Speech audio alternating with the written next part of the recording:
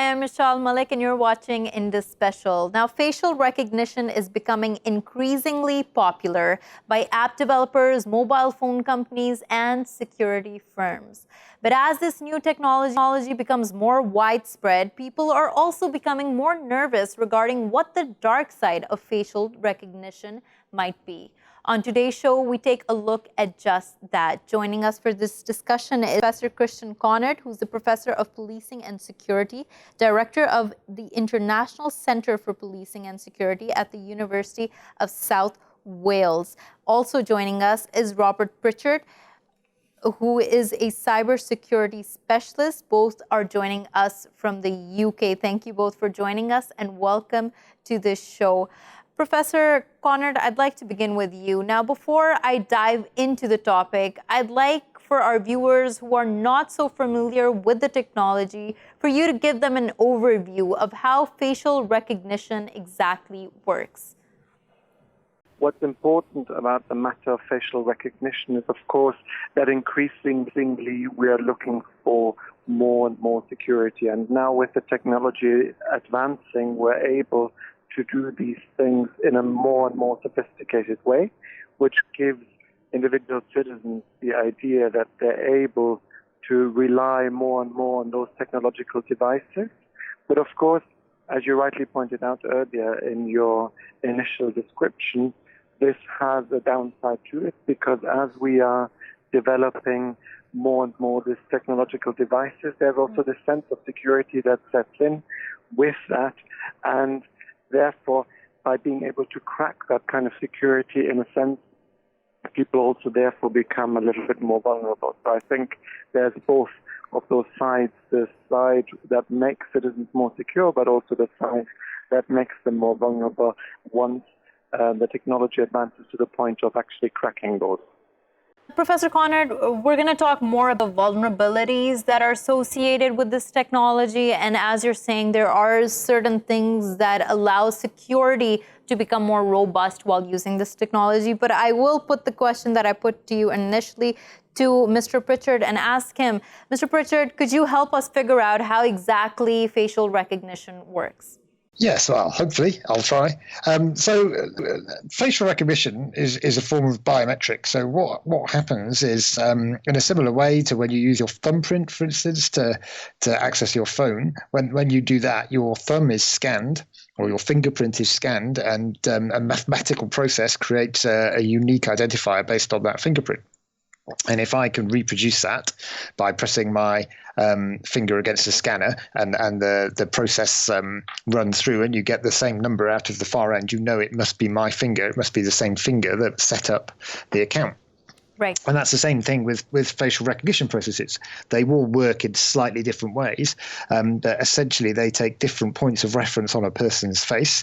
They apply some processing logic to that to produce an identifier when you set your account up. And then the next time, if I present my face and that same logic is applied and you get the same output, the system I'm verifying myself to knows for sure that it's me that is staring into the camera and trying to access my bank account or unlock my phone or whatever it may be. So that's a very comprehensive overview of how this works. Now, Mr. Pritchard, as Professor Kaunert highlighted, the good side, the bad side of it, I do want to focus on the nervousness that is surrounding this technology. Is it exaggerated?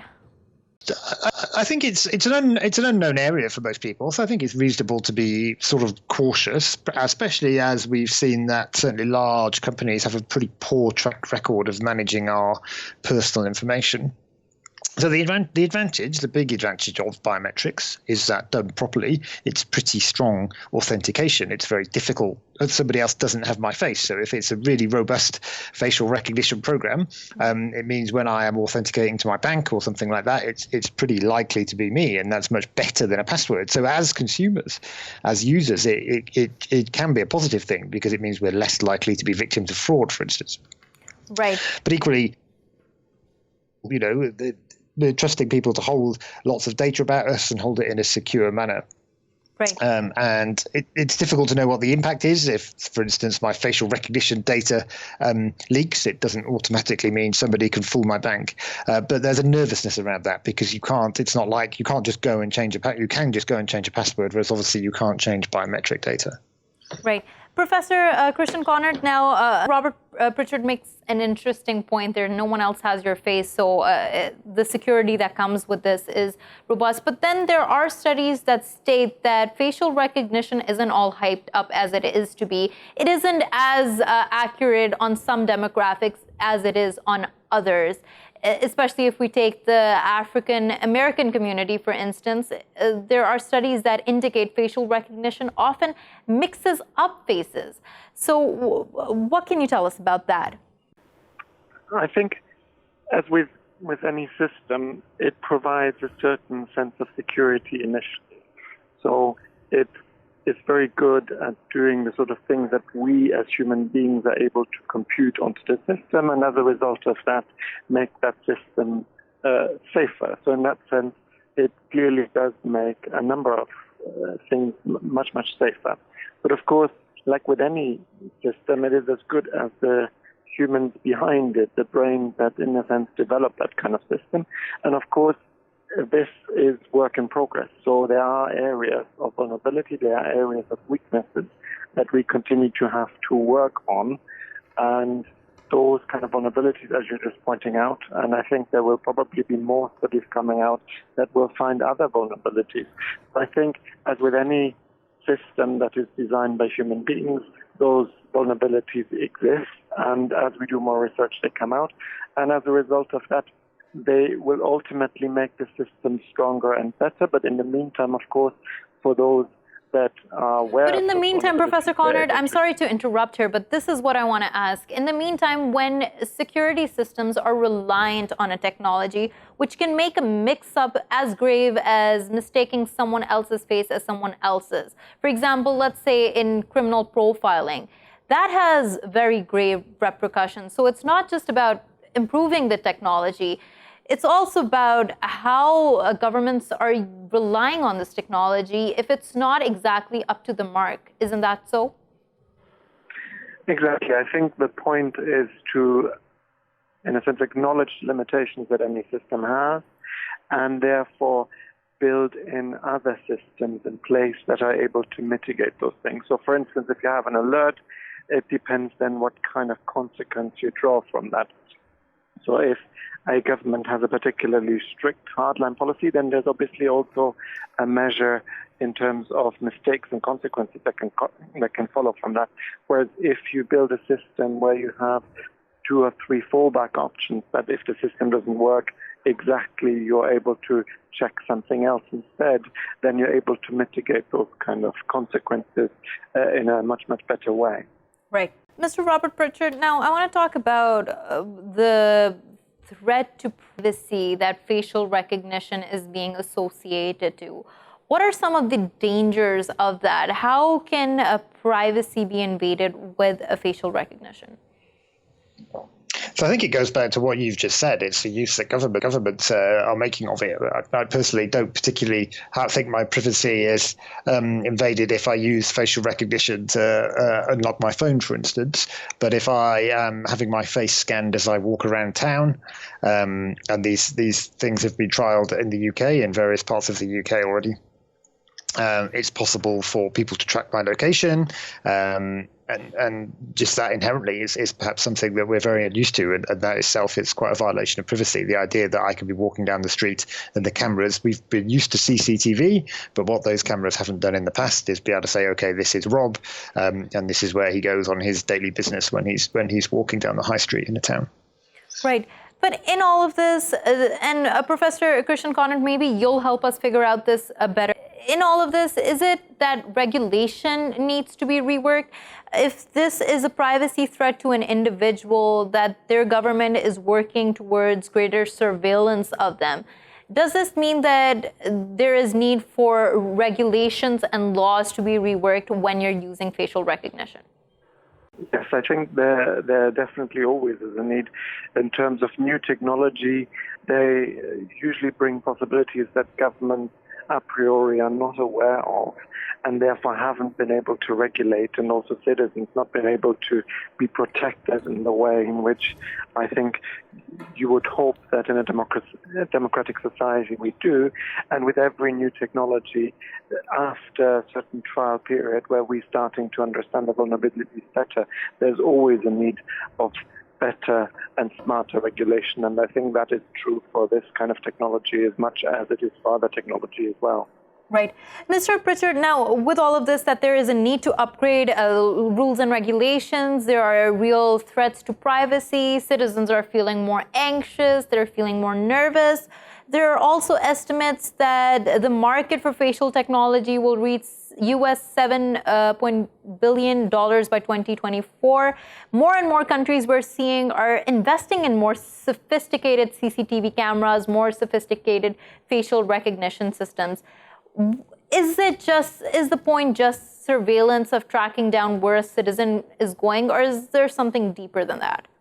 I suspect it's, technology sells itself often, doesn't it? We tend to stumble into these things without really considering their impacts for us as a society. Nobody ever stops before deploying a technology to think if it's the right thing to do. So I think it's big business. There's a number of things driving it. There's the desire for us to use online services securely, and facial recognition and other biometrics are good for that. They're not the magic bullet, but they're good. And versus the surveillance, the companies selling surveillance technologies. So I think it's just the relentless, if that's the right word, march of technology. I suspect there's no grander plan behind it, but it almost certainly will be abused in some places. Right. So at this point in time, it seems like, Pritchard, you're giving governments the benefit of the doubt that they're just investing in this technology. It's undoubtedly going to be, if you look at China and the control they're putting in place for the Uyghurs, for instance, or even more broadly, in a very authoritarian or very controlling society like China, facial recognition is permeating society, from fining people to crossing the road to, managing how people pay for goods and services online. So, yeah, it's definitely open to abuse. Right. Thank you so much on that point, Mr. Robert Pritchard, for joining us from the UK, and Professor Christian Kaunert for joining us from the UK as well. We're going to take a short break. When we return, we're going to discuss what is happening on social media, how debate unfolds, and whether debate and engagement ever result in anything meaningful. Stay with us.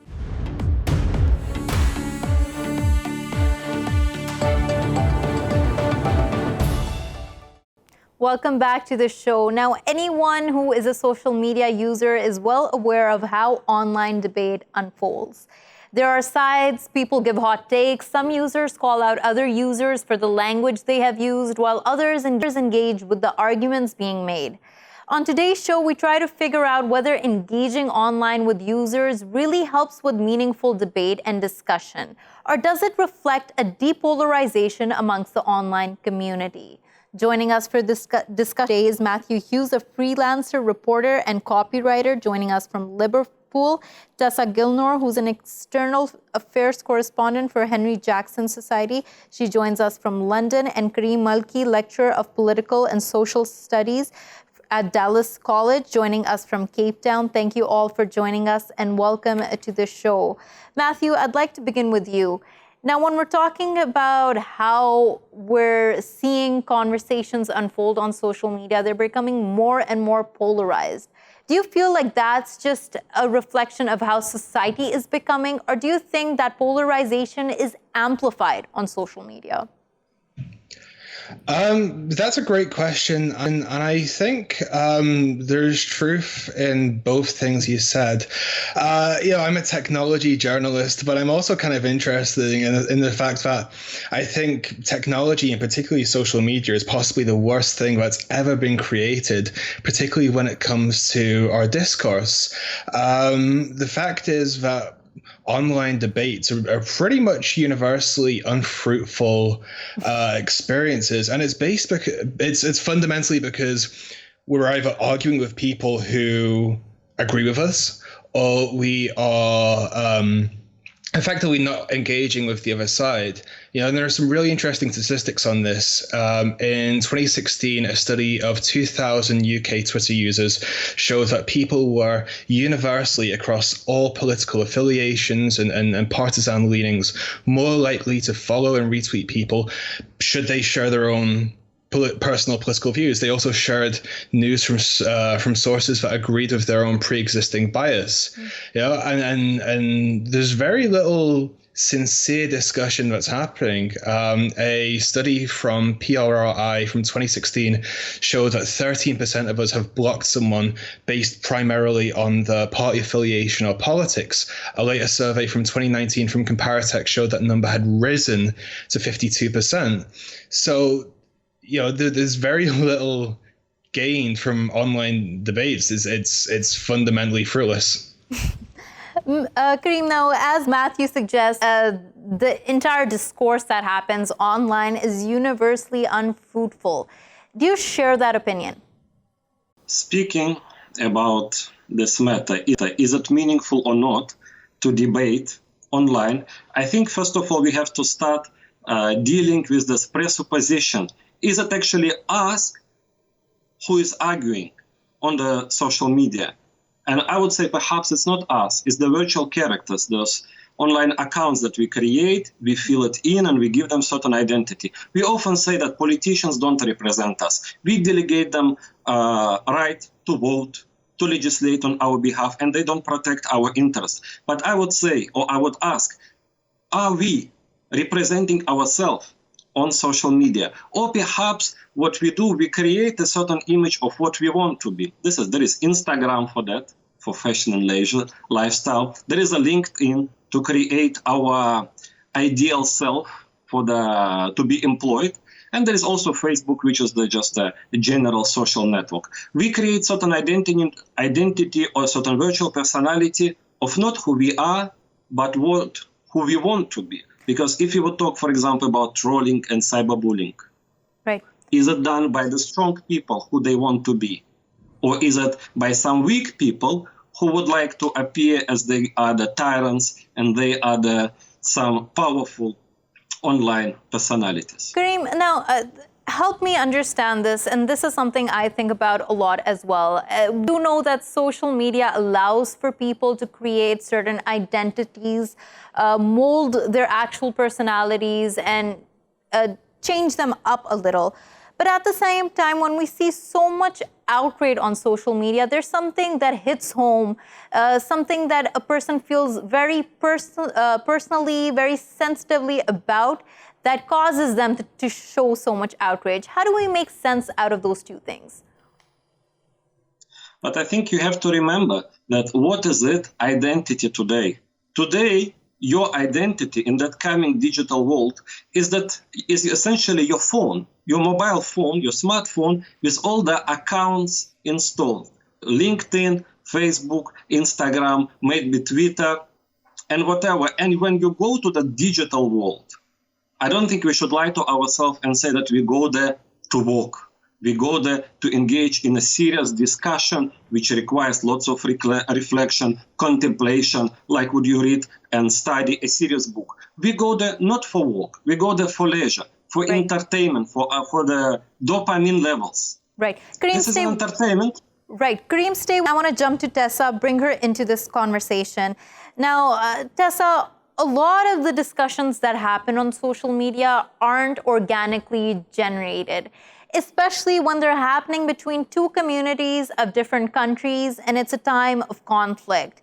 Often there are more sophisticated mechanisms at play there. What do you think the purpose of that is, and how does that play into the fifth generational warfare we talk about today?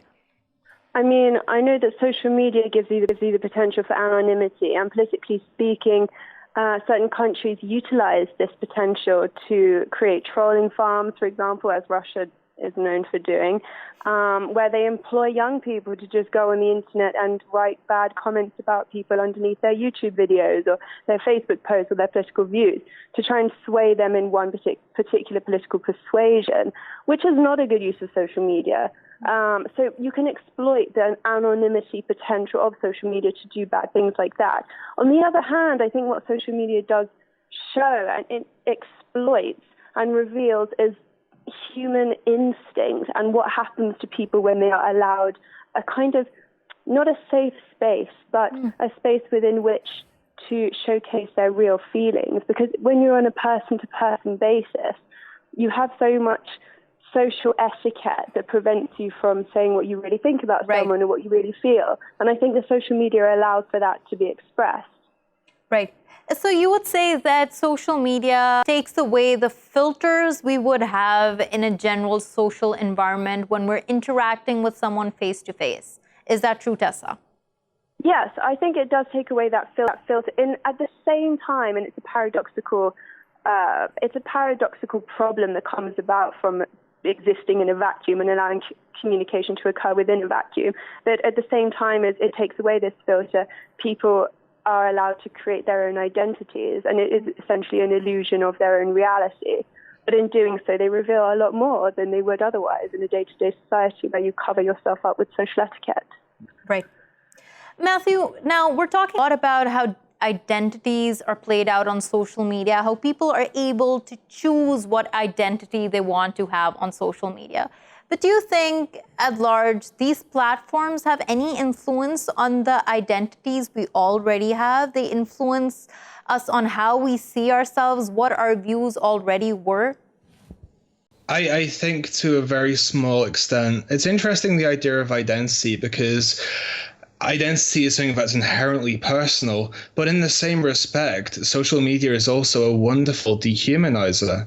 You know, you can have quite serious objections with someone and you can meet them on the street, or you can have a face-to-face conversation with them at work, but because you see them and because you can see their body language and you can hear the tone of their voice, and because you're within their proximity, things tend to stay, even if a little bit heated, you know, disagreements tend to be quite civil. And that's not really true on the internet, because there's there's no way to really discern tone, intent, and also, you know, profiles are seen as an extension of our identities, and consequently, they're sort of detached from us in the same respect.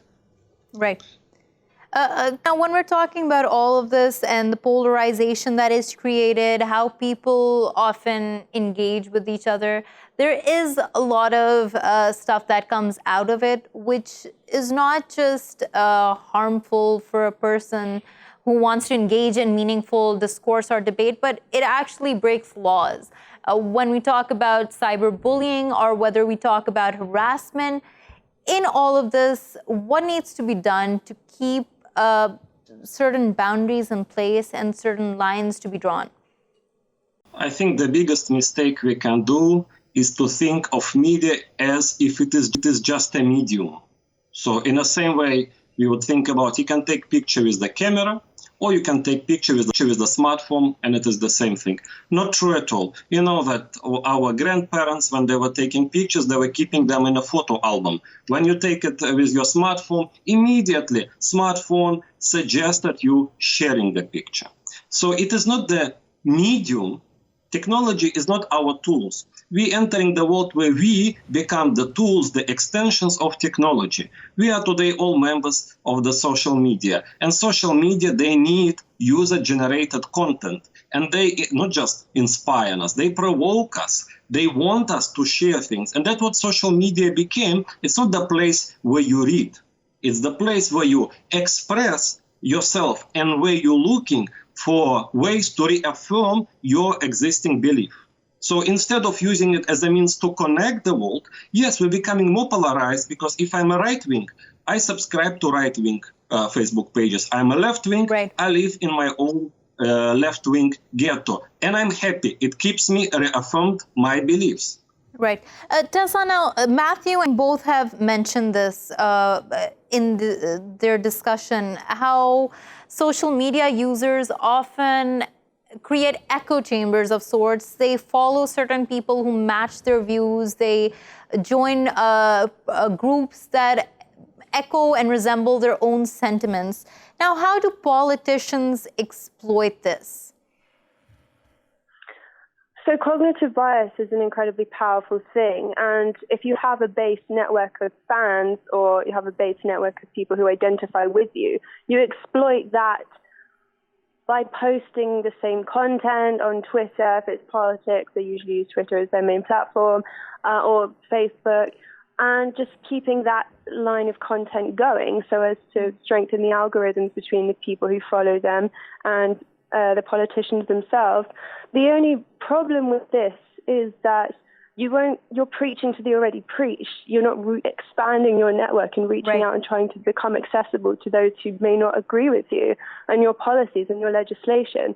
So in a way, it becomes a kind of cyclical trap where people get trapped by their own algorithms. That when they log onto a computer and go on the internet, even the adverts that come up are algorithms driven, depending on what they last looked at on Amazon, or some political book that they might have been interested in that was right wing, for instance, rather than left wing. But so isn't it true that sorry to interrupt here, but isn't it true that in the case of Cambridge Analytica, what was witnessed was those people were influenced who hadn't exactly made up their minds who they wanted to vote for. So in this sense, algorithms, social media becomes also a targeting tool? It does, exactly. And I mean, a lot of the research that we do at Henry Jackson is to do with Islamist extremism. And regarding that, these extremist groups, they pay thousands of pounds to Facebook and Twitter and other online social media platforms that they can use and exploit to advertise their organizations and what they believe. Don't these social media groups go through checks in order to verify where the money is coming from?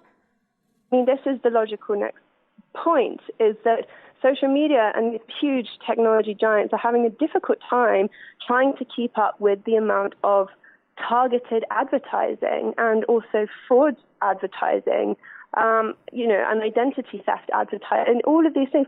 Social media is having trouble with this. So they are developing at the moment in the US, I believe, and Switzerland, technologies to try and filter through as quickly as possible using algorithms these tarnished use and exploitative use of advertising.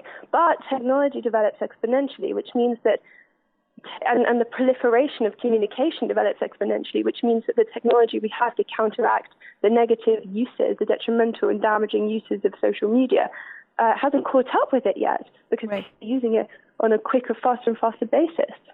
Right. Those are very interesting point that Tessa highlights here. Now I do want to discuss what can be done to break through this polarization. Now, Matthew, of course, talking about users, let's not make it sound like everyone who uses social media is passive and they don't know what's happening and they're just a part of the system. Of course, people do want to actively engage.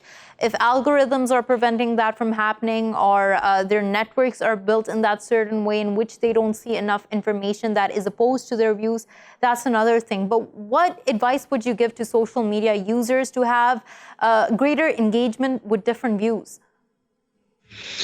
It's a really good question. And I think it kind of goes down to human nature on a very fundamental level. I mean, people, by their very nature, avoid pain. And there's something quite uncomfortable and sometimes quite painful about engaging with ideas that perhaps you might fundamentally disagree with or might be presented in a certain way. And that's probably one of the big factors that pushes people into echo chambers. So the question then becomes, how do you climb out? And I don't think it's a realistic proposition to get people to suddenly engage with people and news sources and ideas with which they don't hold. But I think what can be done is those in the media, like myself, can perhaps make more of an effort to expose our audiences to dissenting views, to views which we might not share, but also are fundamentally valid or make reasoned points, even if we don't agree with them. And maybe try and break down these filter bubbles in a very top-down way. But this is a great question, and I think it's going to define our entire political discourse for the immediate future, really. Right. Kareem, now, when we're talking about this, Matthew did mention how echo chambers, to break them and to say that it should happen suddenly, of course, is not realistic. But just to highlight how damaging echo chambers have become to society at large, take us through it. How damaging have they become to the global political landscape? I think, how it is divisive.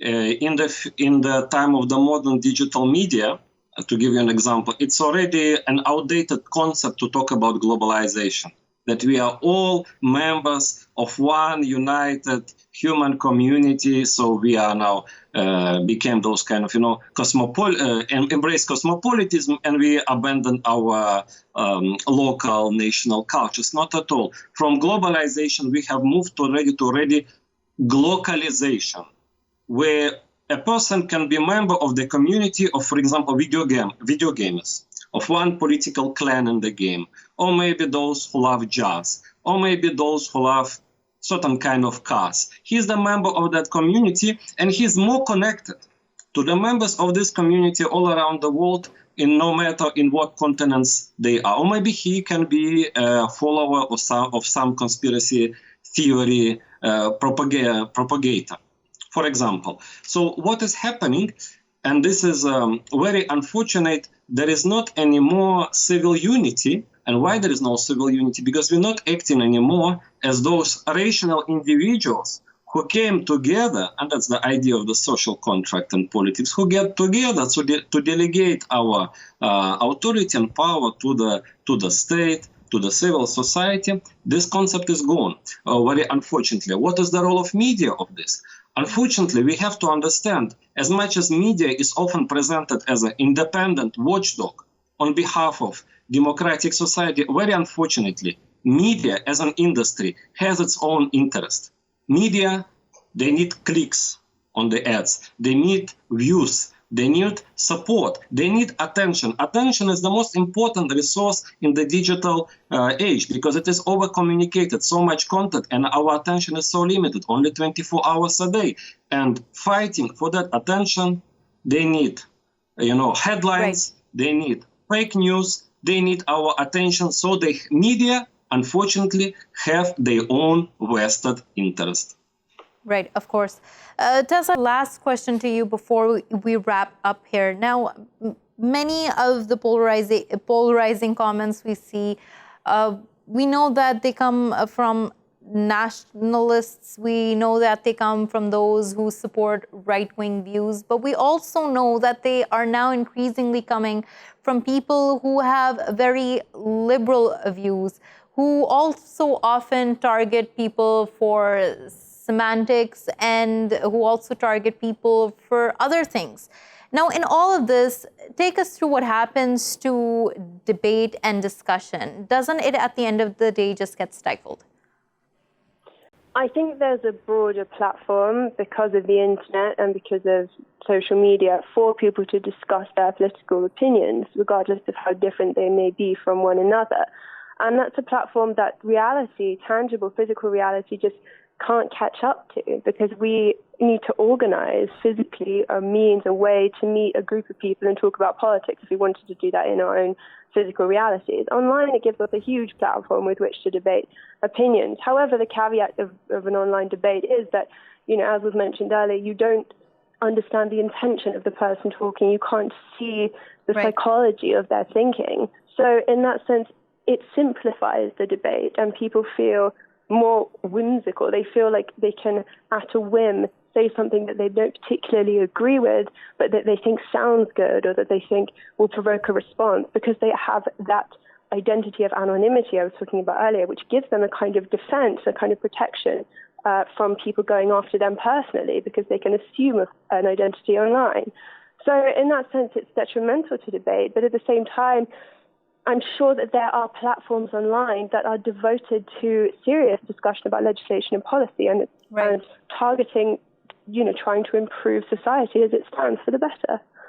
Right. And in all of this, of course, there is an argument to be made for how there are many revolutions that have been started because of social media. Social media is often the only mechanism through which awareness can be created, through which empathy can be created. Tessa, on that front, when we're seeing so many conflicts unfold all across the world, when we're seeing so many humanitarian crises unfold, what role does social media play then and there? I mean, social media is inevitably going to become predominant and has already become a predominant form of communication. If you look at the US president right now, he uses Twitter as his main communicative basis for not only his fans, but the news. His tweets get on the news all the time, especially if they're particularly inflammatory. This all informs the expectation in society of how we communicate and the platforms with which we use to communicate. It's inevitable that over a period of time this will only increase, and that people will expect to use social media as an authoritative basis by which to inform the public, particularly if you're a politician or if you're in politics in some way. Right now, we think this is detrimental because it's completely in contrast to what we're used to.